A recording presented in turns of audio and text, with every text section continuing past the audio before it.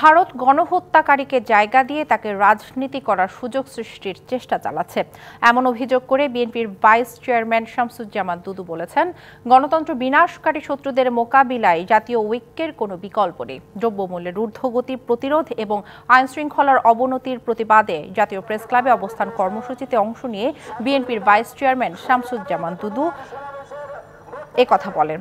তারা যদি ভেবে থাকে চাপ দিয়ে বাংলাদেশকে নিয়ন্ত্রণ করতে চায়, তার ফল ভালো হবে না। বলেন, গণতন্ত্র বিনাশী শত্রুদের মোকাবিলায় জাতীয় ঐক্যের কোনো বিকল্প নেই। ছোটখাটো ঘটনা ঘটিয়ে তারা যদি ভেবে থাকে ষড়যন্ত্র করে যাবে, তাদের সেই উদ্দেশ্য সফল হবে না।